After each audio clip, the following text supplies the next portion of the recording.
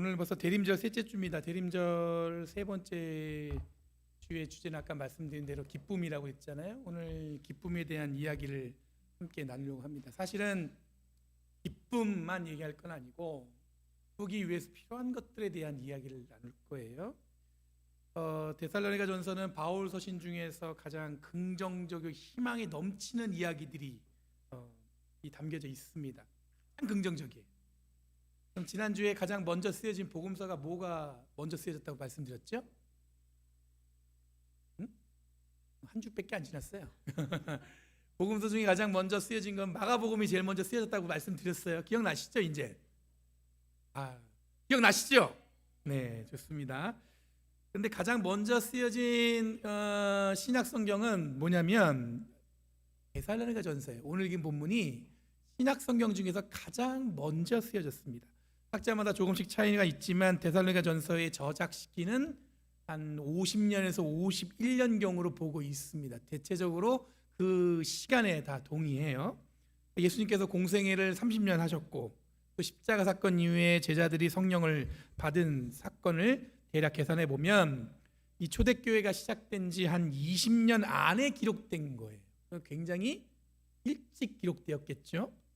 그러면 당시에 생생한 초대교회의 모습이 담겨 있을까? 네, 그렇습니다. 당시에 초대교회의 생생한 모습이 이 본문에 담겨져 있습니다. 그리고 당시에 교회가 어떤 고민과 어떤 방향을 두고 있는지를 이 데살로니가 전서를 보면 우리가 정확하게 짐작해 볼 수가 있습니다. 이런 고민이 있겠구나, 이런 어떤 어려움이 있었겠구나. 그럼 처음에 제가 가장 긍정적이고 희망이 넘치는 본문이라고 말씀드렸잖아요.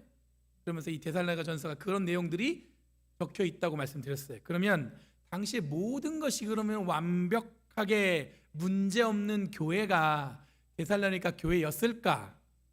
그렇지 않습니다. 가장 긍정적인 내용이 포함되어 있지만 데살로니가 교회도 어려웠어요.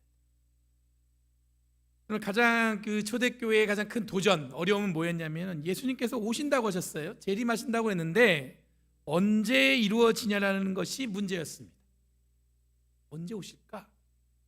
이 문제의 가장 큰 도전적이었던 이유는 뭐냐면 예수님께서 부활하시고 승천하신 이후에 다시 오시겠다고 말씀하셨는데 그 다시 오신다는 시간의 계산이 다 사람마다 조금씩 차이가 있는 거예요. 어떤 사람들은 금방 올 것 같고 어떤 분들은 어떻게 생각하냐면 그때는 우리가 알지 못한다고 생각하고 그 기다림은 늘 삶을 통해서 언제가 될지 모른다고 생각하는 분들이 있고 그 계산법이 다 달랐습니다.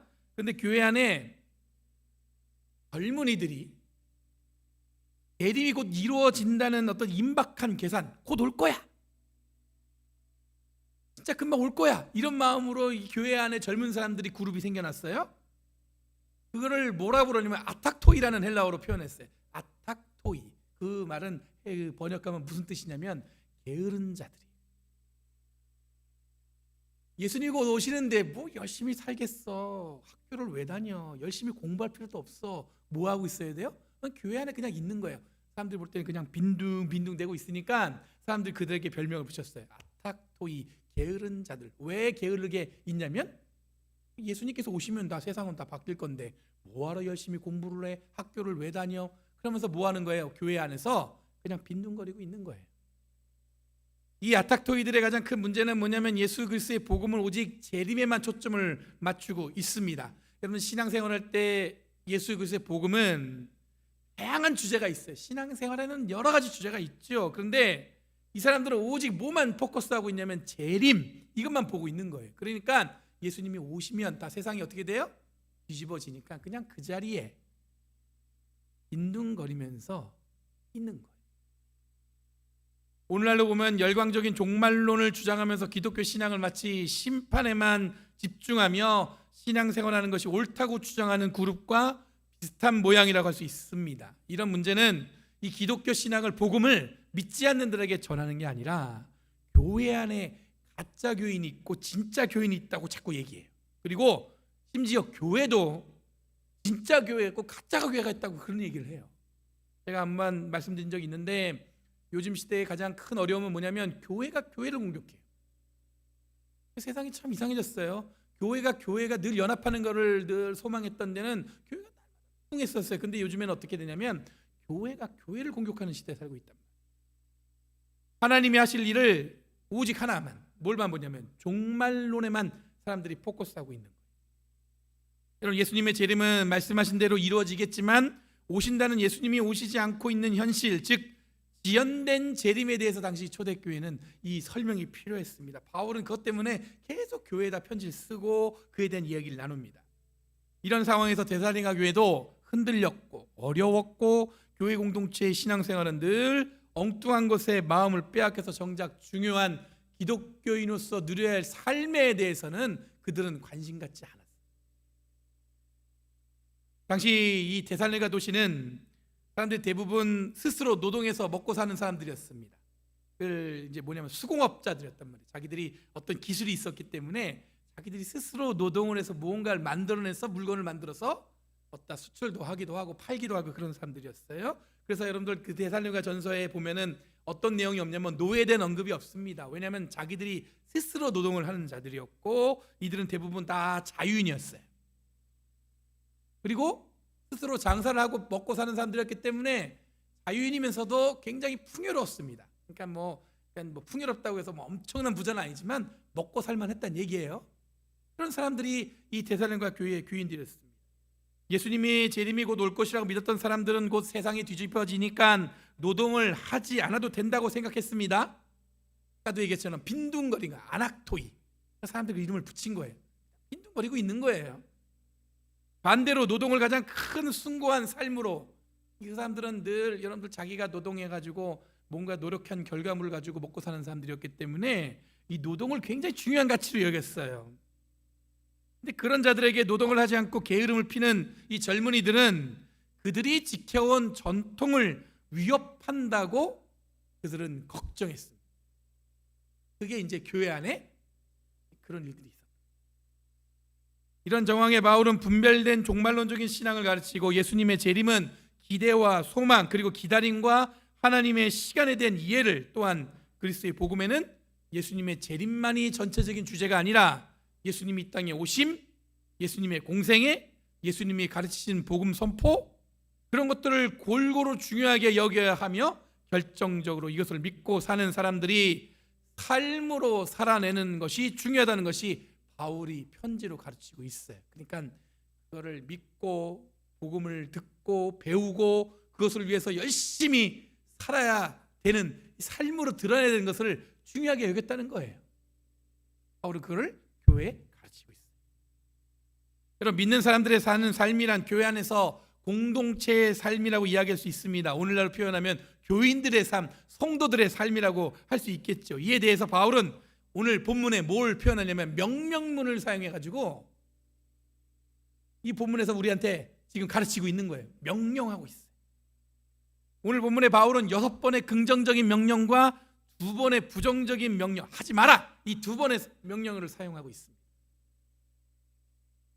긍정적인 명령은 뭐냐면 기대와 소망이 담긴 아직 이루어지지 않았지만 반드시 그렇게 했으면 하는 것을 요청하는 거예요. 그렇게 하라. 부정적으로 하지 말라는 뭐냐면 이미 잘 못하고 있는 것에 대한 얘기. 너무 중요한데 잘 못하니까 반드시 그걸 하라는 거예요. 그렇게 하지 말라. 그럼 기대와 소망이 담긴 명령은 항상 기뻐하십시오, 끊임없이 기도하십시오, 모든 일에 감사하십시오, 분간하십시오, 굳게 잡으십시오, 그리고 모든 악을 멀리하십시오 라고 이렇게 지금 이렇게 부탁하고 있는 거예요. 이게 6가지예요. 기뻐하는 것, 기도하는 것, 감사하는 것, 분간하는 것, 굳게 잡는 것, 여러 가지 모양으로 오는 이 악들을 멀리하는 것. 이 6가지가 지금 바울이 성도들에게 부탁하는 그리스도의 삶의 모습, 바로 여러분들 그 당시에 데살로니가 교회의 교인들한테만 얘기하는 게 아니라 오늘 살아가는 성도들에게도 얘기하고 있는 거예요. 이 6가지. 그럼 항상 기뻐하는 건 불가능합니다. 그렇죠? 고난이 늘 함께한다고 우리는 얘기하지만 기쁨이 늘 함께한다고 얘기하지 않아요. 고난은 늘 우리 삶에서 떠나는 것 같아요. 이런 얘기는 해도 기쁨이 내 삶에서 떠나지 않아, 이런 얘기는 한 적이 없어요.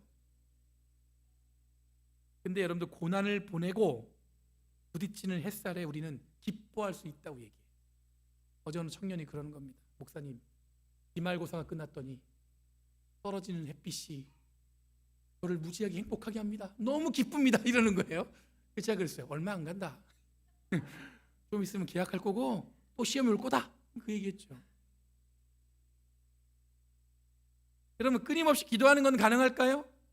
여러분, 어떻게 맨날 기도합니까? 우리들이 생각하는 기도는 교회 성전에 나와서 기도해야 된다고 생각하니까 여러분들 기도하는 게 굉장히 제한적이에요. 근데 여러분들 노동이 기도요, 기도가 노동이다라는 이 문장이 어디에 있냐면 이 한국의 태백에 가시면 예수원이라는 곳에 현판에 걸려 있어요. 이 말은 삶이 기도해야 하고 기도가 삶이어야 한다는 것입니다. 여러분이 걸어 다닐 때, 운전할 때 그 순간에도 기도의 순간일 수 있어요.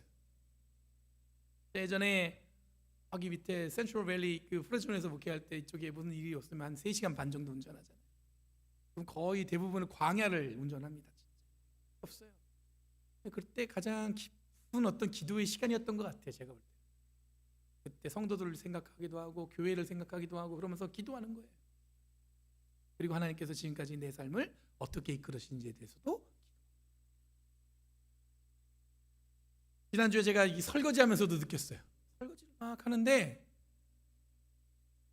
별로 뭐 안 할 것처럼 생겼나요? 열심히 해요. 늘 이렇게 설거지를 하는데 다들 별로 이렇게 설거지 안 되니까 놀라지도 않으시고 당연한 거죠. 그렇죠? 놀랄 필요가 없는 거죠. 당연히 해야 되는 거죠. 설거지를 하는데도 어떻게 느꼈냐면 하나님과 가까이 인지하신 걸 느꼈어요. 제 말이 거짓말인지 아닌지 한번 남성분도 오늘 가서 설거지 한번 해보세요. 강아지를 산책하면서도 하나님께서 저를 기도의 경관으로 몰아놓으시더라고. 이 강아지하고 쭉 요즘에 이제 아이들이 크니까 애들이 저하고 얘기 잘 안 해요. 개가 저한테 얼마나 기쁨을 주는지 몰라요. 저만 바라봐. 이게 맨날 이렇게 저만 바라봐. 이렇게 저만 쳐다봐요, 진짜로. 너무 기쁜 나머지 얘를 데리고 나가는 게 진짜 기뻐요. 이렇게 쭉 데리고 나가다가 이제 얘가 이제 볼일을 보면 이 봉투에 담잖아요. 근데 이게 재밌는 게 뭔지 아세요? 봉투에 담을 때 뜨끈뜨끈하면 이제 이제 건강하게 잘 났구나, 잘 쌌구나. 근데 밤에 할 때는 가끔 하다가 잘못 집어. 차가워. 그럼 어떤 마음이 드는지 아세요? 아유, 잘못 집었다 이거. 우리 개가 아니에요. 남의 개 거야. 그럼 어떤 마음이 생기냐면 아유, 이게 참 희한해요, 마음이. 그런데 제가 이제 길을 걷다가 밤에도 이렇게 같이 걷다 보면 하나님께 깊은 기도로 나아갈 때가 있어요. 하나님, 뭐 교인들 생각도 하고 교회 생각도 하고 우리 아이들 생각도 하고 성도들 가운데서 어떤 어려움 있는 분들 기억도 나고. 이런 모든 일에 감사하다는 것도 사실 기뻐하는 것, 기도하는 것보다 더 불가능해 보입니다. 감사해야 되는 우리의 기준이 생각보다 엄격해요. 감사할 수 있는 기준이 우리가 높아요. 근데 어느 순간 삶을 돌아보면 감사한 것들 하나씩 발견될 때가 있어요. 그때는 몰랐는데 시간이 지나고 보니까 그게 너무 감사해요. 이 불평만 가득한 이 가운데서도 이 감사를 찾을 수 없는데 멈춰선 어느 순간에 갑자기 감사가 느껴질 때가 있어요. 정말 감사한 일이네. 그 순간은 몰랐는데 시간이 지나서 같이 있었던 사람들에 대한 존재에 대한 감사. 그냥 있는 것만도 고마워. 그럼 가장 불가능해 보이지만 생각해보면 가장 가능성이 있어 보이는다는 생각이 듭니다. 분간한다는 것은 무슨 뜻이냐면 우선순위에 대한 이거예요. 프라이어티. 살면서 무엇을 우선순위에 두고 삶을 결정하는지 한번 살펴봐야 됩니다. 보편적으로 교회는 여러분들 예배 빠지지 마십시오 이런 얘기하죠. 근데 저는 그보다 더 근본적인 우선순위를 여러분에게 말씀드리고 싶어요. 뭐냐면 하나님이 우리를 사랑하신다는 사실을 늘 기억하셔야 되는 거예요. 이게 우리의 삶의 가장 우선순위. 어떤 상황이 삶에서 일어나도 하나님이 우리를 사랑하시고 우리를 구원하시고 우리를 죽기까지 그 사랑을 보여주셨다는 사실을 잊지 마셔야 되는 거예요. 그거 잊어버리면 여러분도 예배도 소용없는 거고 다 거예요. 여러분, 좋은 것을 굳게 잡으라는 것은 흔히 신앙생활에서 느끼는 기쁨을 한순간에 감정으로 날려버리는 것을 조심하라는 뜻입니다. 신앙생활에서 기쁨을 경험할 때가 있죠. 정말 기쁘고 행복할 때가 있어요. 근데 하나님이 함께 하시고 늘 은혜가 가득 차오르는 것을 경험할 때가 있습니다. 그런데 제가 장담하는데 이 신앙생활의 기쁨이 매일 지속되지가 않아요. 순식간에 잊어버려요. 언제 은혜 받았는지, 언제 하나님의 사랑을 하시는지를 느꼈는지도 모르게 순식간에 그 순간을 잊어버릴 때가 있다니까요. 그렇게 하나님의 은혜가 감사하고 기쁘다고 눈물을 흘렸는데 어느 순간에 하나님의 은혜가 어딘지도 모르고 잊어버릴 때가 있어요. 한순간의 감정 때문에. 우리들만 그런 게 아닙니다. 성경에 보면 이런 모습들은 어디서든 발견할 수 있습니다. 좋은 것을 굳게 붙들라는 것은 어떤 뜻이냐면 잊지 말라는 거예요. 늘 기억하라는 겁니다. 그리고 여러 가지 모양의 악을 멀리하는 것을 우리가 생각하는 것보다 악은 다양하게 우리에게 접근할 수 있다는 의미입니다. 여러 가지 모양으로 악은 우리에게 오죠. 여러분, 교회 다니는 사람들이 누구에게 가장 시험 받습니까?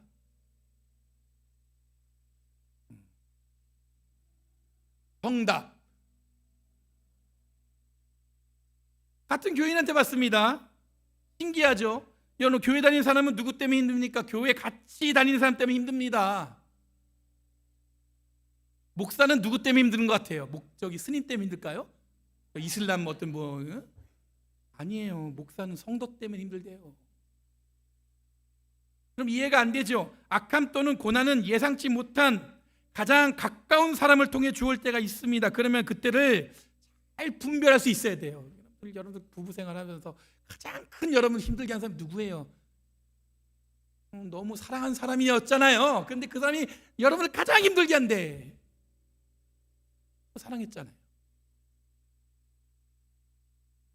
여러분, 이 6가지 긍정적인 명령은 내용은 다르지만 한 가지 확실한 게 있습니다. 뭐냐면 하나의 물줄기를 놓치지 않으면 이것들 다 성취할 수 있어요. 그 큰 물줄기가 뭐냐면 2가지 하지 마라, 이 2 명령에서 찾을 수가 있는 거예요. 첫 번째 명령은 뭐냐면 하지 마라, 성령의 불을 끄지 마라. 2번째 뭐냐면 예언을 멸시하지 마라. 이 2 문장에서 교회는 이 2가지를 잃어버리면 기뻐할 수도 없고 감사할 수도 없고 분별할 수도 없고 악을 이겨낼 수도 없고 기도할 수도 없고 굳게 잡을 수도 없다는 뜻입니다.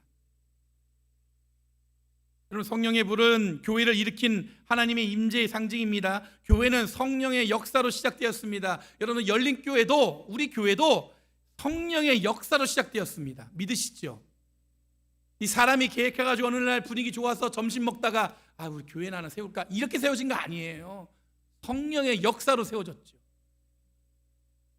이렇게 성령의 불로 교회가 세워지면 이 교회는 예언을 기대하고 소망하는 걸 통해서 교회가 유지되는 거예요. 여러분, 교인들의 헌금, 목사가 있고 없고 건물이 있고 없고 주차장이 있냐 없냐 때문에 여러분들 교회가 유지되는 게 아니라는 거예요. 교회는 하나님이 우리에게 드러내시는 예언을 통해서 유지되어지는 것입니다. 그런 교회가 바로 뭐냐면 성령의 불로 세워진 겁니다. 그럼 대림절의 의미는 우리가 뭐라고 그랬습니까? 제가 기다림이라고 얘기했잖아요. 그런데 또 한 가지 의미가 있어요. 뭐냐면 대림절의 또 다른 의미는 이행. 이게 뭐냐, 한문으로 이행인데 이게 뭐냐면 점점 무언가를 변화시켜가는 과정, 그 프로세싱. 무언가를 뭔가 이렇게 채워져 가는 의미, 이게 함께 가지고 있어요. 그러니까 점점 완성되어져 가는 거예요.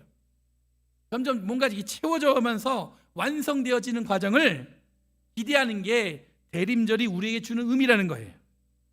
다르게 말씀드리면 문지방을 넘어서는 것이라는 의미가 포함되어 올 수 있어요. 좀 제가 어렵게 유식하게 말씀드리면 리미널티라고 이야기할 수 있을 것 같아요. 이 말은 라틴어의 리멘에서 파생된 말인데 어딘가에 묶여서 꼼짝 못하는 게 아니라 그 경계, 아까 말씀드린 것처럼 문지방을 넘어서 전혀 새로운 존재로 세워진 것을 의미하는 것입니다. 이걸 기독교 용어로 뭐라고 표현하냐면 은총이라고 표현하는 겁니다. 은총, 은혜, 이게 같은 말인데 이건 하나님이 일방적으로 우리에게 주시는 거예요. 어떻게 하기 위해서? 우리를 그 경계를 넘어서게 하기 위해서. 이를 통해 우리들은 은총을 통해 구원받지 못한 자리에서 구원받는 자리로 옮겨지는 것이고, 사랑할 수 없는 존재에서 사랑을, 희생을 통해 실천하는 존재가 되어가는 것입니다. 어딘가에 묶여 있어가지고 뭔가를 벗어나지 못하는 경우가 있죠. 그런데 우리는 이 대림절의 기다림을 통해서 우리를 어떻게 할 수 있냐면, 하나님이 이끄신다면 그 가두어져 있던 경계를 어떻게 해요? 과감하게 넘어서서 하나님이 계획하시는 그 공간으로 우리가 나아갈 수 있다는 거예요. 저와 여러분이, 그리고 우리 열린교회가. 그럼 성령의 불을 꺼뜨리지 않고 예언의 능력이 이 열린교회에서 일어나고 있음을 확신한다면 우리들은 과감히 우리의 존재를 좀 더 근사한 자리로 한 발짝 내딜 수 있을 거라 저는 믿습니다. 우리들은 과감히 우리의 존재를 우리는 여기 있는 거야 그렇게 생각하지 마시고 뭔가 이렇게 더 훌륭하게 여러분의 삶을 더 멋있게 그런 공간으로 몰아넣을 수 있어요. 할 수 있다는 얘기예요. 마치 문지방을 넘어서 혹은 보이지 않는 경계를 넘어서 새로운 공간에 자리하는 것처럼 우리들은 새 사람으로 이 땅에 존재하는 그리스도인으로 살아갈 수 있다는 것입니다. 대림절의 기다림이 바로 여기 있는 거예요. 예수님이 이 땅에 오시면서 점점 뭔가를 이렇게 완성해 가고 있는 거죠. 우리의 구원의 계획을 완성해 가고 있는 거죠. 그러면서 우리는 구원받지 못하는 공간에서 구원받는 공간으로 넘어가는 거예요. 하나님이 계획하신 그 공간에 내가 동역자란 이름으로 가는 거예요. 이 얼마나 멋있는 말이에요. 하나님이 하시는 일에 내가 동역하는 사람이에요. 그 일을 구경하는 사람이 아니란 뜻이에요. 우리가 하나님이 하신 일을 내 손길로, 내 마음으로, 내가 가진 여러분들 의지로와 이 어떤 여러분들 뭐냐면 주위에 주신 어떤 여러분들 각자에게 주시는 이 탤런트로 그 하나님의 일을 완성해 가는데 쓰임받는 종이 되었다는 얘기예요.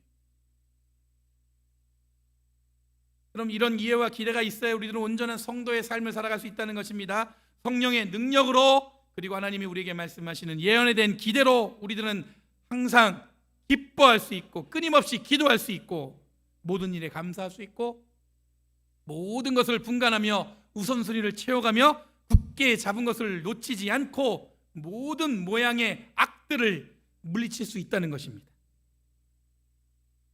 그럼 기독교인으로 살아가는 우리들에게 가장 중요한 것은 지금 우리들에게 붙들어야 할 중심은 성령의 능력, 하나님의 말씀이 우리를 통해서 이루어지는 어떤 예언들의 선포되어지고 있다는 확신을 갖고 이 땅을 살아간다면 우리들은 정말로 하나님께서 멋있게 만들어가는 성도의 삶을 이 땅에서 누리며 살아갈 수 있을 줄 믿습니다.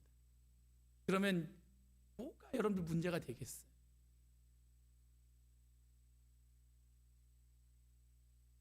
뭐 때문에 괴로울 수 있겠어요? 그렇지 않다니까요. 다 물리칠 수 있어요. 기뻐할 수 있어요. 모든 악도 다 물리칠 수 있어요. 분간할 수 있어요. 늘 감사할 수 있다는 얘기예요. 우리들의 믿음은 지치지 않을 것이며 흔들리지 않을 것입니다. 좀 더 쉽게 이야기 드리면 여러분들은 시험 들게 하는 것에서 흔들리지 않고 고난이 신앙을 포기한 조건이 될 수 없으며 여러 가지 부족한 것들이 우리들의 신앙을 세워가는데 방해하는 조건으로 우린 근심하지 않습니다. 왜냐하면 성령의 불을 꺼뜨리지 않을 것이며 하나님이 우리를 통해서 역사하시는 그 예언의 능력을 우리는 멸시하지 않을 거예요. 그 두 가지를 잘 붙들고 있으면 다른 것들이 아무리 우리를 혼란스럽게 만들어도 우리는 그 길을 함께 주님과 걸어갈 수 있습니다. 그것도 더 어떻게 해요? 그 경계를 넘어서 누군가가 안 된다고 자꾸 얘기하는 것을 넘어서 무언가가 될 수 없다고 사람들은 우리를 자꾸 주저앉히려고 하는데 그거를 여러분들 우리가 뿌리치고 하나님이 이끄시는 대로 그 공간으로 힘있게 용기 있게 나아갈 수 있을 줄 믿습니다. 여러분 중요한 물줄기 성령과 예언을 놓치면 우리들은 모든 걸 잊어버릴 수 있습니다. 이 두 가지 성령과 예언을 단단히 붙들고 있으면 근데 우리는 늘 기뻐할 수 있습니다. 대림절 우리를 새로운 존재로 새로운 공간으로 이동시키는 한 발짝의 움직임을 소망하는 시간입니다. 새로운 자리, 성령과 예언이 가득한 자리에 우리의 삶이 놓여 있다면, 우리 교회가 놓여 있다면 우리들은 두려운 것이 없습니다. 이제 바로 믿는 자들이 지니고 있는 구별된 삶이라는 것을 우리가 몸소 이 땅에 드러내 보이며 진정한 그리스도의 삶을 살아갈 수 있는 것을 사람들에게 드러내 볼 수 있는 거예요. 그것을 소망하시고 그것을 기도하시고 기대하시며 살아가는 저와 여러분 되기를 간절히 바랍니다. 기도하겠습니다. 거룩하신 주님 감사합니다. 오늘 이 아침에 주님 앞에 우리 모든 것을 내어놓고 하나님께서 이루어 가실 것을 소망하며 살아가는 그 마음을 허락해 주신 은혜 감사드립니다. 성령의 불을 꺼뜨리지 않고 예언을 멸시하지 않는 저희를 되게 하셔서 늘 기뻐하며 기도하며 분간하며 구별하고 또한 중요한 것이 무엇인지 붙들고 또 늘 감사하는 삶으로 또한 하나님 모든 악이든 물리치며 이 땅을 살아갈 수 있는 은혜로 살아가게 하여 주시옵소서. 아무리 우리 삶이 흔들려도 하나님은 변함없이 우리를 통해서 하나님의 일을 완성해 간다는 사실을 잊지 않는 저희를 되도록 인도하여 주시옵소서. 감사드리며 예수님의 이름으로 기도합니다.